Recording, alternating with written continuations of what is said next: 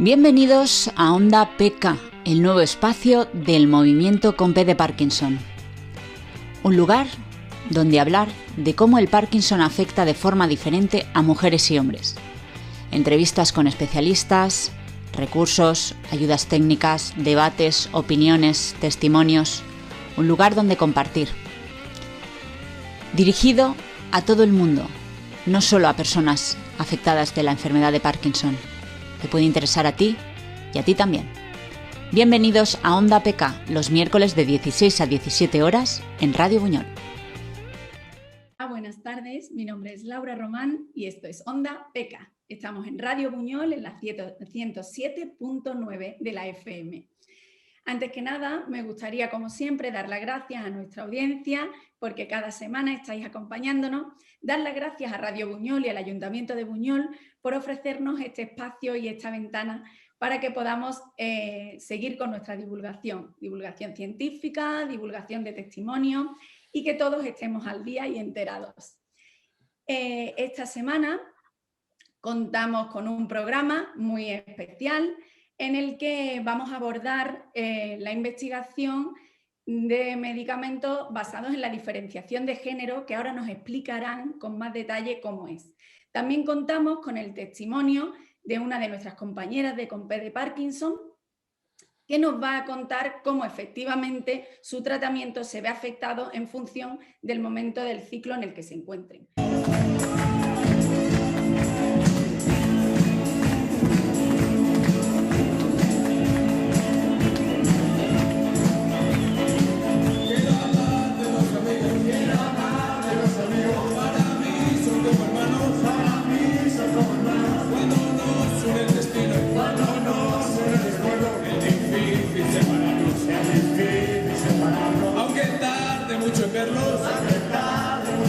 Sé que siguen a mi lado,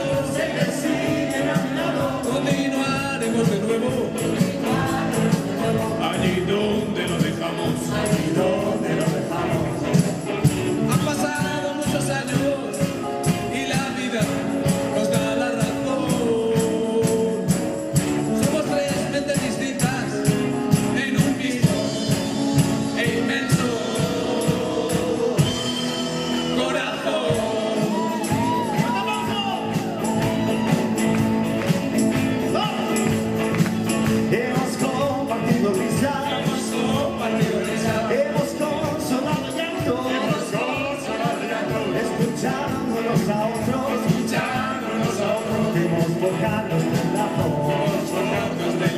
Y no sé lo que el futuro se traerá entre las manos, pero algo es seguro, nos queremos como hermanos.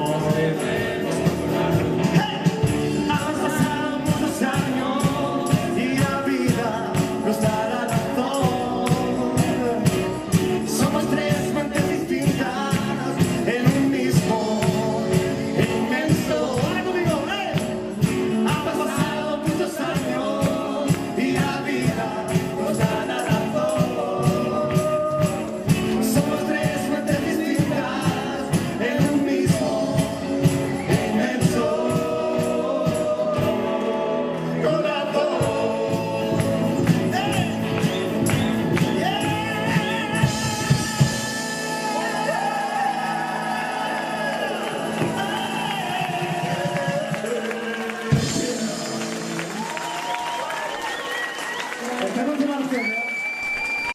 Pues como digo, sin más dilación paso a presentar a nuestros invitados.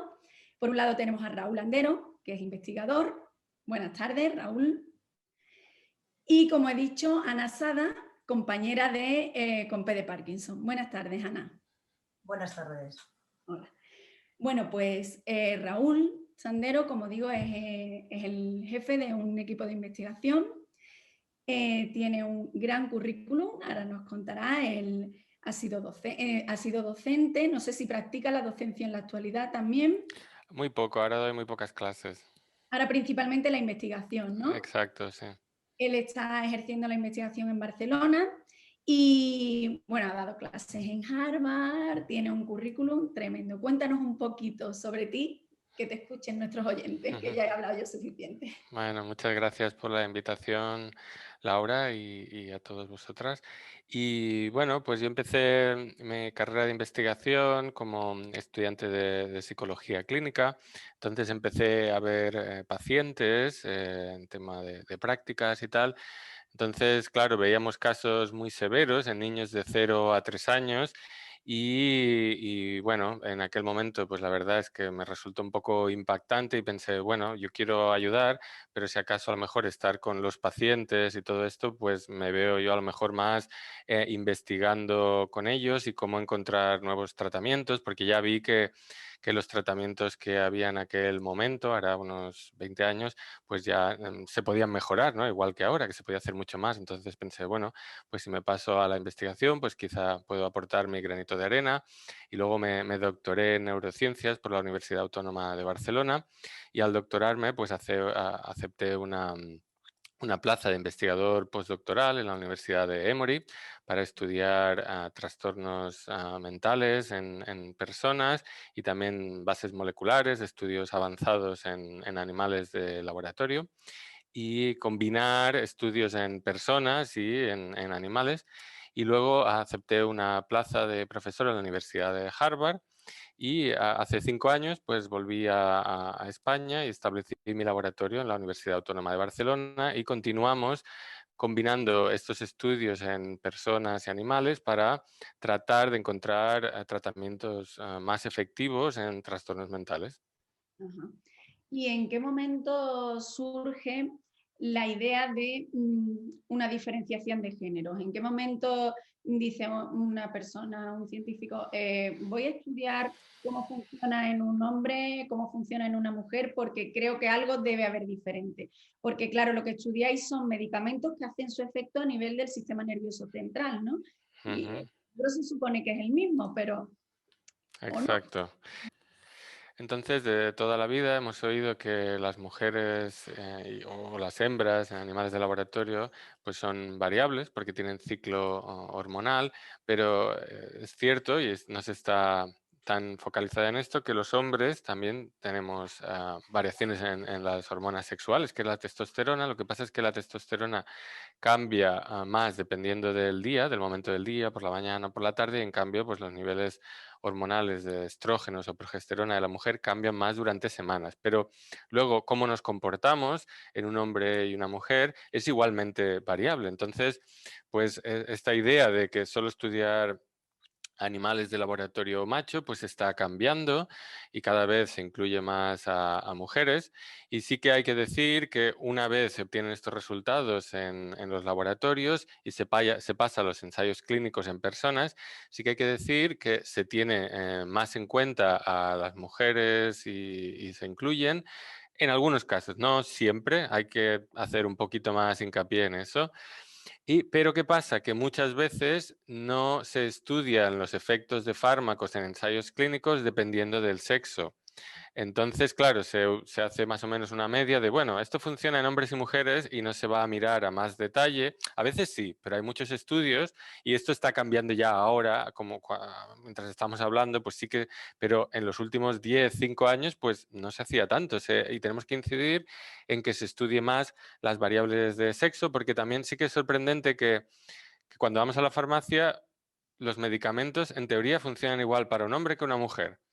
Entonces, claro, es un poco sorprendente porque de tantos medicamentos, sí que los médicos saben de algunos medicamentos que suelen funcionar mejor un hombre y una mujer, pero no es algo muy estudiado, no es algo a los que se le pone mucha atención y nuestro estudio lo que viene a decir es que, bueno, es que es posible que tengamos medicamentos que los queremos dar a un hombre en un momento determinado y a una mujer en otro momento determinado. Y no pasa nada, puede ser muy beneficioso y a lo mejor la idea esta reduccionista de vamos a encontrar una pastilla que va a funcionar a toda la humanidad, pues a lo mejor es en todos los casos o en todas las enfermedades, pues a lo mejor no va a ser posible y simplemente pues tenemos que estar abiertos a la idea de que pastillas que, por ejemplo, donde los niveles hormonales son muy importantes, pues sobre todo ese tipo de pastillas pues serán más o menos efectivas dependiendo del sexo.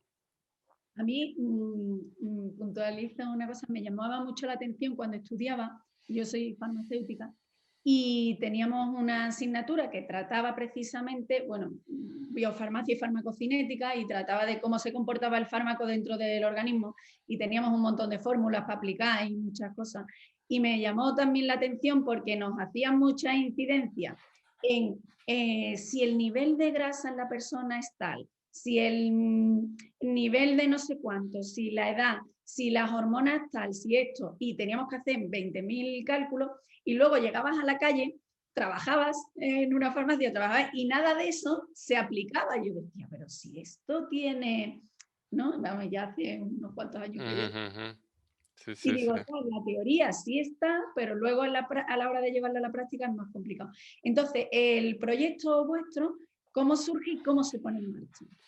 Sí, entonces realmente casi fue un poco una casualidad, como creo yo que pasa con los mejores descubrimientos, fue que en las investigaciones que publicamos en Estados Unidos con un fármaco que se había probado para la esquizofrenia en los años 90, pues se vio que no tenía efectos más beneficiosos que otros fármacos que había en aquella época, pero sí que producía cierta mejoría, pero tampoco muy relevante, entonces, bueno, se descartó. Pero ¿qué pasó? Que gracias a estos ensayos clínicos en personas se vio que este fármaco era seguro y bien tolerado en personas. Entonces, unos años más tarde, unos 20 años más tarde, vinimos nosotros, dimos el fármaco en ratones y vimos que podía cambiar la memoria, se podía disminuir la memoria en un ratón macho cuando se daba. Entonces pensamos, vaya, esto podría ser ideal, por ejemplo, cuando alguien tiene un accidente de coche o un acontecimiento traumático y va a urgencias, pues muchas veces después de pasar un estrés en el que casi hay peligro de muerte, pues se desarrollan muchos trastornos psicológicos, también se pueden desarrollar trastornos más físicos y mi laboratorio estudia cómo podemos evitar cómo podemos prevenir enfermedades mentales y la más sencilla sería el trastorno de estrés postraumático que se da después de esta experiencia cercana a la muerte. Entonces, dando este fármaco, pensamos que se podría quizá disminuir esta memoria asociada a este evento traumático y disminuir la probabilidad de que las personas desarrollen trastornos psicológicos. Quiero puntualizar que queremos reducir esta memoria traumática, no la queremos eliminar, porque eso sería totalmente contraproducente. Si pasa algo, nos tomamos una pastilla y lo olvidamos todo completamente, pues eso no sería adaptativo, ¿verdad? Entonces, esto es lo que... Dígame. Sí, quería preguntar cómo de específico es la reducción de memoria, porque claro, si solo lo que queremos reducir es ese momento traumático, a lo mejor estamos como efecto secundario, ¿no? Reduciendo otro tipo de... Claro, es una pregunta muy, muy válida y la ventaja de lo que hacemos nosotros es que estamos interactuando con receptores emocionales que están en áreas muy específicas del cerebro. Muchos de los fármacos que hay en la farmacia actualmente pues actúan en gran parte del cerebro. Entonces, yo lo que digo muchas veces que los fármacos que tenemos actualmente para trastornos mentales, pues a veces son como conducir un coche con el acelerador y el freno a la vez. Pues a lo mejor nos movemos hacia adelante, pero estamos pisando el freno y estamos estropeando un poco el coche. Pero claro, es beneficioso porque vamos avanzando, ¿no? Pero entonces, este tipo de fármacos que proponemos nosotros son ir específicamente a áreas muy pequeñas que son capaces de modular lo que queremos. En nuestro caso, la memoria. Y retomando la pregunta que decías de las diferencias de sexo, pues cuando empecé mi laboratorio, todo esto que os he explicado del fármaco que disminuía la memoria en ratones macho, pues decidimos, vaya, pues no sé, ya de cara a hacer una ciencia más representativa para la sociedad, pues vamos a probarlo en ratones hembra. Y es lo que hicimos y dimos el mismo fármaco. De hecho, Antonio Florido, el estudiante de doctorado que ha liderado este proyecto conmigo, dio el fármaco, lo dio en hembras y encontramos todo lo contrario. Entonces, claro, lo primero que pensamos, uy, nos hemos equivocado, aquí ha pasado algo, esto es muy raro. Sí, sí, sí, exacto, no puede ser. Lo volvemos a repetir, salió otra vez y yo, uy, Antonio, no sé, a lo mejor es verdad. Bueno, vamos a hacer una tercera. Lo hicimos otra vez y vaya, y era todo lo contrario y estuvimos mucho tiempo, como años, estuvimos como 3 años buscando artículos científicos porque pensamos, no podemos ser los primeros en la historia de la neurociencia que describimos un fármaco con efectos opuestos en memoria. Yo, cuando iba de congreso, pues le preguntaba a todas las los mejores científicos del mundo, oye, ¿te suena esto? Y tal, y todo el mundo me miraba, ah, pues no me suena, pero es interesante. Y durante años, años preguntando, y al final, pues claro, como no encuentro ninguna evidencia, pues lo publicamos y nadie nos ha dicho que haya encontrado esto antes. O sea que me sorprende mucho que nadie lo haya encontrado antes, pero bueno, y no es el único fármaco. De hecho, tenemos algún otro que todavía no hemos testado más en profundidad, que también podría tener efectos opuestos en un macho y en una hembra. Nosotros, de hecho, tenemos testimonios que ahora contaremos un poco, hablaremos ahora con Ana Sade para que nos cuente su testimonio, de mujeres que efectivamente notan cómo el medicamento les hace distintos efectos según el momento del ciclo en el que se encuentra, incluso mujeres que cuentan que han pasado de la etapa fértil a la premenopausia o menopausia y en ese momento, sin necesidad de haber notado un cambio en su enfermedad, sí han notado un cambio a la hora de la toma de medicamentos, o sea que hormonalmente ha habido un cambio y afectado, ¿no? O sea que sí. Y el problema que se han encontrado, que ahora nos contará Ana, pues precisamente como que, pues ni idea, pues eso no tiene por qué ser. Yo creo que también, voy a hacer una puntualización, yo creo también quizá que es muy importante, una vez que ya el medicamento está fuera, en la calle, ya, bueno, sobre todo que se hagan los ensayos clínicos también con diferenciación de género, pero yo creo también que es muy importante quizá que no se separen tanto los especialistas, ¿no? O sea, que no sean un cajón tan cerrado de mi especialidad es esta, la mía es esta y la mía es esta, ¿no? Raúl, ¿qué opinión? Sí, sí, sí, no, estoy de acuerdo que la comunicación entre los diferentes tipos de profesionales en salud mental, bien sea enfermeros, psicólogos, biólogos, médicos, psiquiatras, es muy complicada porque muchas veces hablamos lenguajes diferentes, incluso utilizamos en nuestra ciencia análisis estadísticos diferentes. Entonces es casi como que si tuviéramos lenguajes diferentes, pero estoy de acuerdo que cuanta mayor integración haya y mayor comunicación de todos estos profesionales, pues más probable que encontremos medicamentos que nos ayuden a tratar mejor las enfermedades mentales. Bueno, y cuando publicáis vosotros vuestros artículos en el que os dais cuenta que efectivamente está funcionando de forma diferente, ¿qué impacto tiene? Sobre todo para vosotros, para cómo sigue vuestra proyección de futuro, ¿qué impacto tiene eso? Ujú.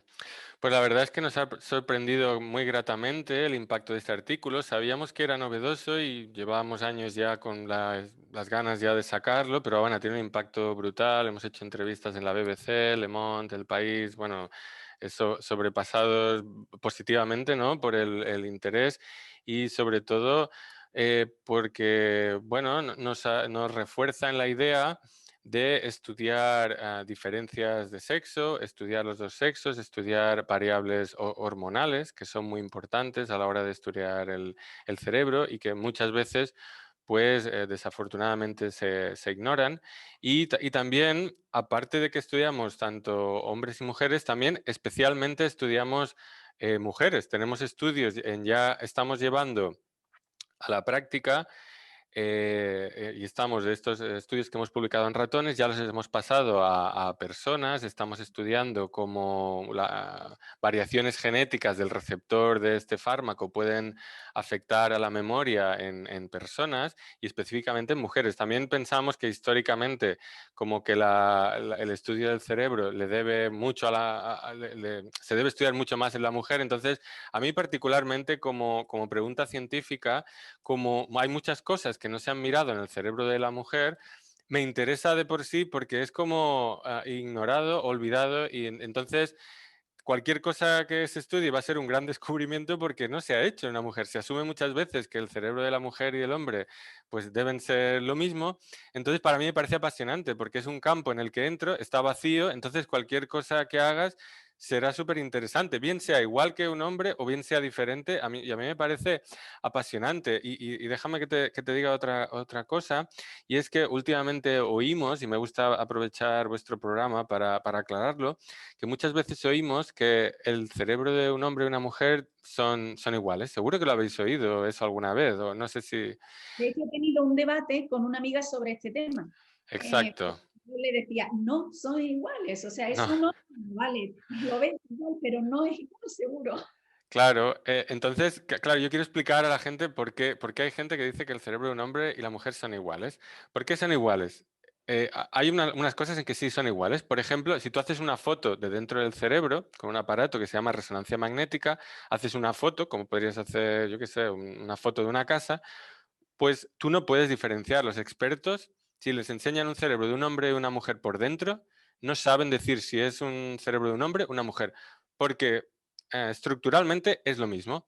Pero claro, lo que hay dentro, las hormonas que hay dentro son diferentes. Muchas expresiones de genes son diferentes. Entonces, claro, por eso hay científicos que dicen que el cerebro de un hombre y una mujer es el mismo, porque si tú haces una foto es igual.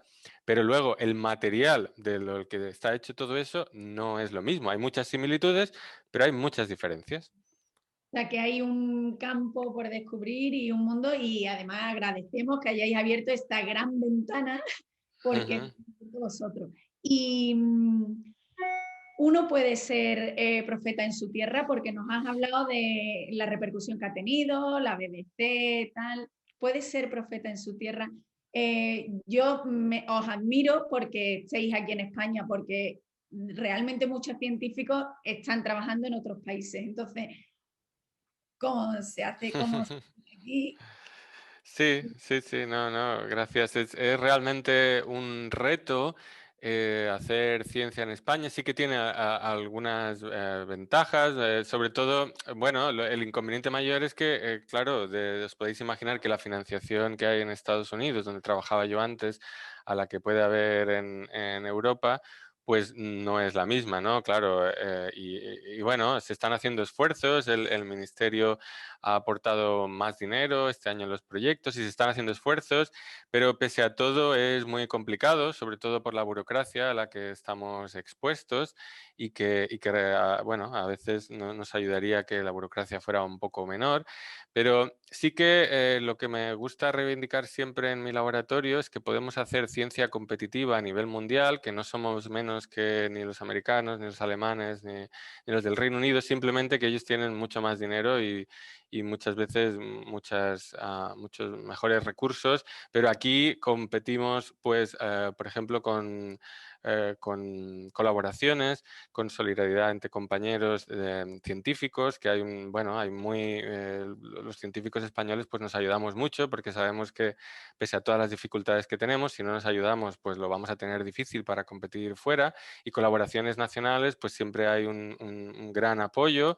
Y bueno, y yo sé que el Ministerio está haciendo esfuerzos en aumentar el presupuesto y aún habría que aumentar más.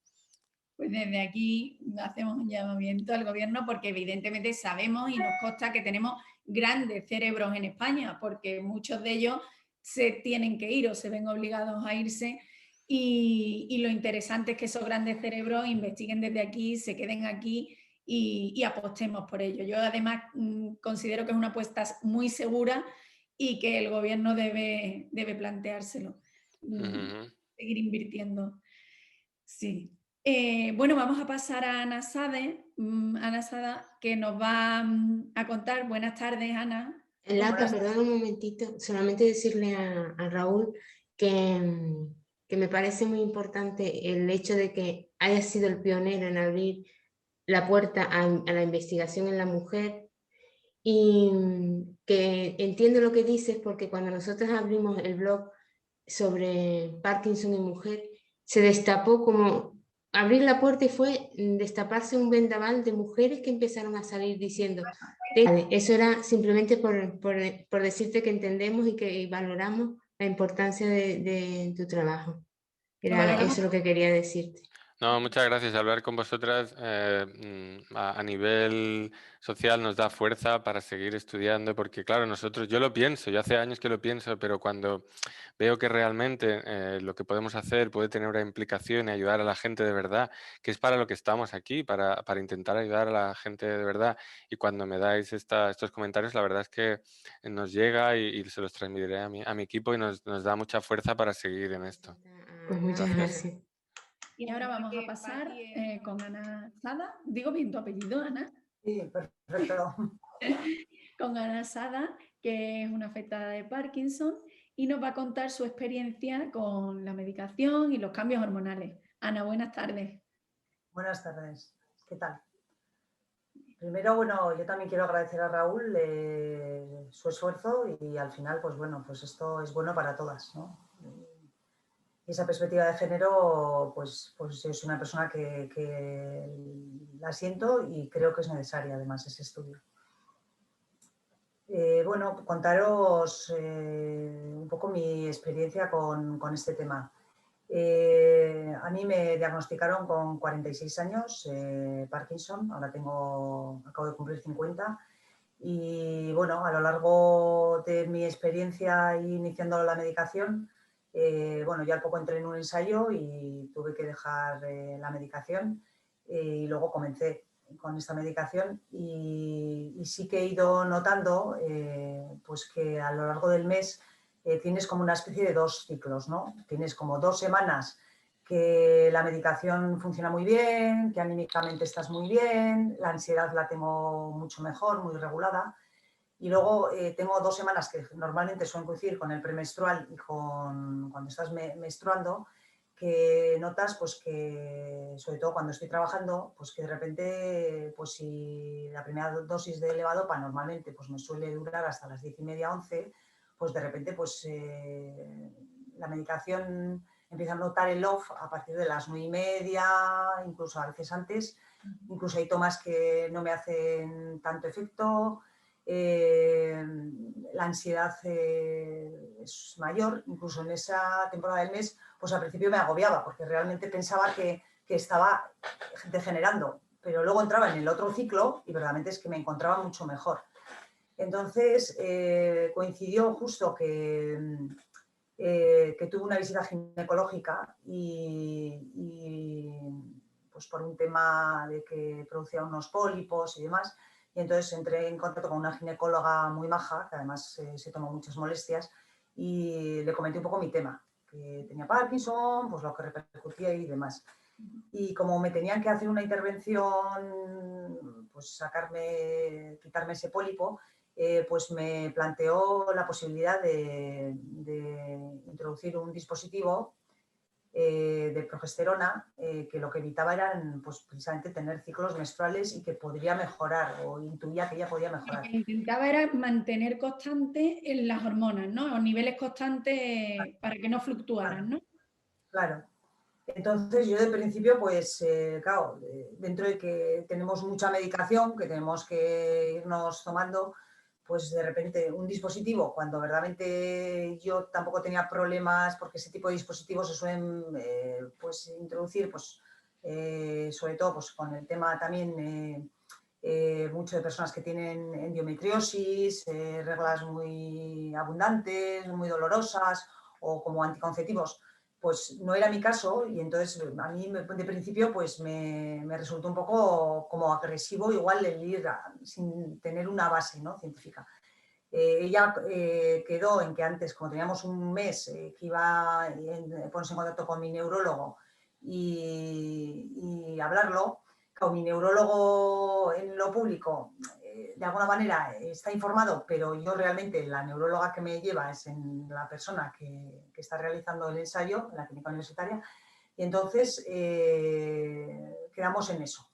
Entre medio, pues yo me empecé a meter en internet casualmente y descubrí el blog de Compe de Parkinson, que fue como de repente parecía que estaba escrito para mí en ese momento, fue alucinante.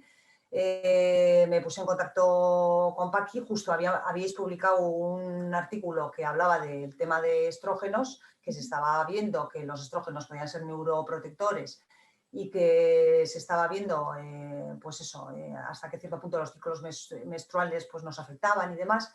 Y casualmente se acaba de publicar ese artículo. Me puse en contacto con Paqui. Paqui, bueno, como ya la conocéis, es un amor, nos contesta a todas inmediatamente, se pone en contacto, se moviliza, busca información. Entonces, pues me mandó algún artículo, incluso hice alguna consulta a alguna ginecóloga, a algún ginecólogo entonces, y me pasó información. Yo esa información la transmití también a mi ginecóloga y mi ginecóloga se puso en contacto con el doctor Clavero, que es mi neurólogo. Mi neurólogo pues le comentó realmente pues lo que habéis comentado, que realmente no hay estudios a día de hoy que verdaderamente se pueda decir que se certifiquen que efectivamente hay una relación directa de estrógenos y demás. Encima, el dispositivo no hablaba de estrógenos, no regula los estrógenos, el dispositivo es de progesterona. Todavía te creaba más, era un poco más lío a nivel hormonal, o sea, entonces llegó el momento de la intervención, estuve con la ginecóloga y eso, ya me transmitió lo que le había dicho el neurólogo, que una vez más vemos la necesidad del tema multidisciplinar dentro de pues lo que comentamos, dentro de los especialistas, porque al final se ven esas necesidades de interactuar entre ellos y ellas. Y bueno, pues en ese momento decidimos que sin haber una base científica, probar ir un poco más allá en eso, a mí personalmente no me apetecía. Y ella lo entendió. Entonces sí que quedamos que, bueno, ya estaría un poco al tanto si recibía más información y demás. Y eso es lo que a día de hoy tenemos. Y por parte de tu neurólogo, Ana, notaste, o sea, él decía que no había nada, pero notaste que te apoyaba, que podía haber credibilidad, porque... Es que yo no he llegado a hablar directamente con él, porque verdaderamente él no me prescribe mi medicación. O sea, sí que lo hablé en la clínica y la neuróloga, pues de alguna manera lo dejó un poco, o sea, hizo la consulta, sí que hizo la consulta, sí que habló con personas, sobre todo con el tema, ella lo que le preocupaba también era de cara al ensayo. Porque claro, el introducir un dispositivo que al final es una medicación con progesterona, a ver de qué manera podía influir luego a la hora del propio ensayo, ¿no? Entonces sí que habló con personas de la rama ginecológica y entonces le comentaron que en principio no había problema de cara al ensayo. Entonces ella tampoco pudo aportar nada más porque verdaderamente es que no tienen conocimiento. Lo que sí que ella pues se molestó en preguntar de cara al ensayo, lógicamente. Y yo nada más. Entiendo, Raúl, corrígeme a lo mejor si me equivoco, pero yo entiendo que si ya se ve en la sociedad una necesidad o se está detectando que mujeres aportan lo mismo o tienen la misma problemática, entiendo que esto le debe llegar de alguna manera al ámbito científico para abrir investigaciones, ¿no? Sí, no, creo que muchas gracias por el testimonio de Ana y creo que es muy interesante lo que comenta porque ya se ve ahí interés de parte de la comunidad médica, científica por dispositivos hormonales, pero bueno, no se sabe bien lo que hace. Claro, hay como, bueno, al menos estamos empezando ya y se está ahí y hay, pero queda bastante claro, ¿no? Que queda mucho por hacer y que bueno, no quiere decir que las hormonas nos vayan a ser la panacea y nos vayan a ayudar a curar, pero puede ser algo que la ventaja que tenemos con las hormonas es que es relativamente fácil cambiar los niveles de las hormonas y nos pueden proporcionar un incremento en la efectividad de las terapias muy alto. Entonces, claro, es algo relativamente sencillo que nos puede ayudar mucho. Y bueno, Ana, y entonces en este momento tú te encuentras que al final decidís que no hacéis la prueba, ¿no? Sí. Decidís que no hacéis la prueba, con lo cual te sigues sintiendo de la misma manera. Sí, lo que he comenzado un poco a apuntarme, porque tampoco iba siendo consciente, pero últimamente pues lo que me hago es, a lo largo del ciclo menstrual también estoy haciendo un taller de mujer, bueno, dentro de la asociación de Parkinson también de Navarra, pues estamos haciendo como un grupo de mujer y de, bueno, pues con una serie de cuestiones que queremos ir desarrollando más adelante. Y entonces, pues a día de hoy sí, lo sigo soportando y sobre todo lo que estoy haciendo es para tomar conciencia, pues igual irme apuntando, si la medicación la noto más alta, más baja. Claro, yo ahora tengo 50 años y empiezo a notar un poco los primeros desarreglos. Entonces, claro, entraré en una parte que también, bueno, va a ser una experiencia, porque también entiendo que cuando hablamos de hormonas, el tema de menopausia, lógicamente, también va a repercutir. Entonces, bueno, pues me tocará ahora en breve ir sufriendo o probando en mi propio cuerpo. Hombre, yo siempre digo que cuando empiezas a ser consciente de algo, algo cambia también, ¿no? O sea, a veces vamos como, no entiendes muy bien qué te pasa y lo bueno que tiene el Parkinson dentro de lo que sufrimos es que de repente tomas conciencia de tu cuerpo porque no te queda otro remedio. Entonces, te mides mucho más, sientes todo mucho más, te apuntas todo mucho más, cuestión que antes, bueno, yo ni sabía que existía mi cuerpo, o sea, los últimos años, vamos, era... Y desde más abajo, o sea, desde los pacientes, que somos los que sufrimos o padecemos todo, ¿qué podemos hacer, Raúl, ¿qué podemos hacer para que la comunidad científica nos escuche y se abran líneas de investigación? ¿Cuál es nuestro papel? Bueno, yo creo que lo que estáis haciendo con vuestro blog, vuestras iniciativas, con este programa de radio, ya es la dirección correcta. Es decir, tenemos que conseguir que se sume más gente, tener más voz, sobre todo también el tema de incluir más a la mujer cuando se habla de estudios científicos, no solo hombres y mujeres, también van incluso más allá. Para mí es no solo incluir a la mujer, sino abrazar la diversidad. Porque, por ejemplo, ya hay otros temas, por ejemplo, las personas con género trans y este tipo de cosas que bueno, aún está aún más ignorado. Entonces, para mí es abrazar la diversidad y nutrirnos de ella, que la diversidad es rica. Y entonces un poco este mensaje, ¿no? A lo mejor de que tenemos de una sociedad más inclusiva, ¿no? Luchar por que haya más igualdad entre todos, más inclusión, que las minorías no sean ignoradas, que sean escuchadas, que se les ayude. Y a lo mejor este es el mensaje un poco que a nivel de sociedad creo que tenemos que hacer, porque si lo hacemos, pues haremos también una ciencia más igualitaria, una ciencia que puede ser de más ayuda para todos, absolutamente para todos, ya bien sea en diferentes edades del desarrollo, como en diferentes sexos, diferentes géneros, trans, hombres, mujeres, lo que como se le llama. Entonces creo que es eso, un modelo de sociedad donde todos nos sintamos incluidos y esto es lo que creo que tenemos que hacer. Pues la verdad es que me quedo con eso, me ha encantado la conclusión y el final, un modelo de sociedad donde todos estemos incluidos, porque la diversidad nos enriquece, como bien ha puntualizado, y animamos a la comunidad científica que siga investigando en base a la diversidad, por supuesto. No te robamos más tiempo, no sé si quieres aportar algo más, Raúl, comentar algo a nuestros oyentes, algo que se nos haya quedado. Bueno, no, que bueno, estoy encantado de que me hayáis invitado, es estupendo bueno, el trabajo que estáis haciendo, os animo porque es increíble, he entrado a vuestro blog, lo he leído y bueno, me identifico mucho con lo que decís, o sea que mucha fuerza y muchos ánimos. Muchísimas gracias, de verdad, muchísimas gracias.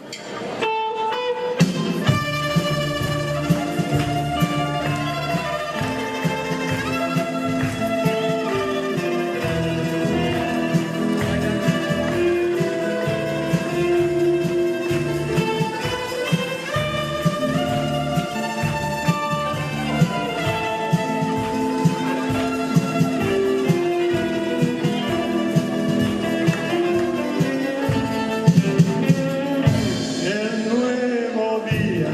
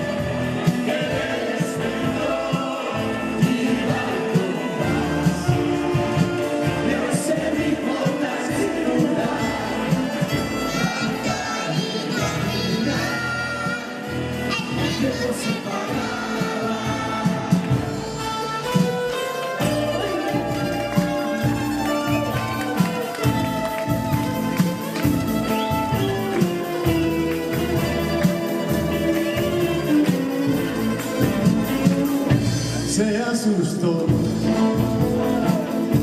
cuando sintió que se desmoronaba, algo dentro se le rompió, todo para él cambió, otro rumbo y otras caras. Cuando salió, se encontró a los amigos que pasaban, cantan y bailan al sol, cantan canciones de amor al paseo del malecón. Entonces comenzó su paseo hacia el malecón, sonando esta la canción que despertó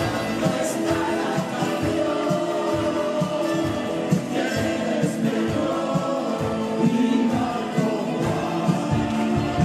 de ese ritmo tan singular, cantar y caminar, el tiempo se paraba.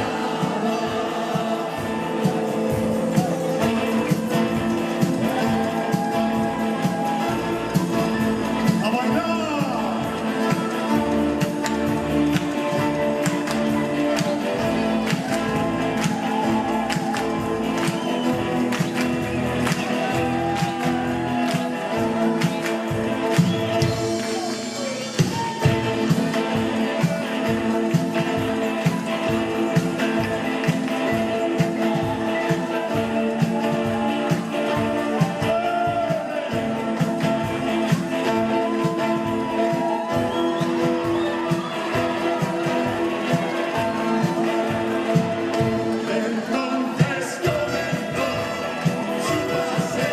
Entonces comenzó su paseo hacia el malecón, sonando esta la canción que le despertó y marcó ese ritmo tan singular, danzar y caminar, el tiempo se paraba.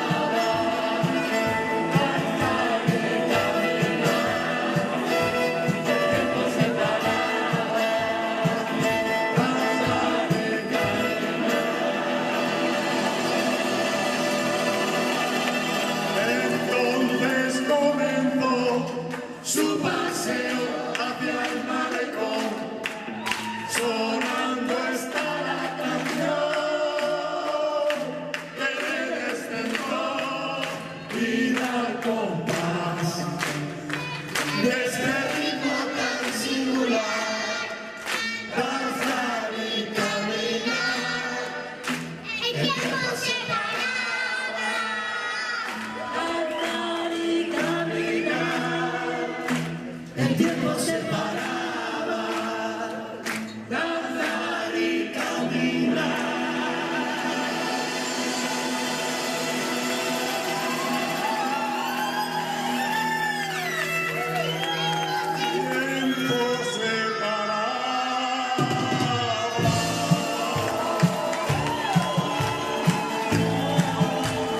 Tiempo se paraba.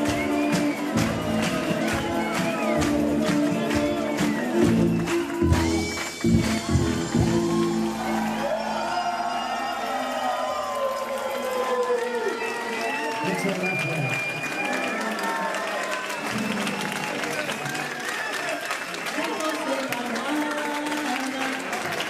Bienvenidos a Onda PK, el nuevo espacio del movimiento con P de Parkinson. Un lugar donde hablar de cómo el Parkinson afecta de forma diferente a mujeres y hombres. Entrevistas con especialistas, recursos, ayudas técnicas, debates, opiniones, testimonios. Un lugar donde compartir. Dirigido a todo el mundo, no solo a personas afectadas de la enfermedad de Parkinson. Te puede interesar a ti y a ti también. Bienvenidos a Onda PK, los miércoles de 16 a 17 horas en Radio Buñol.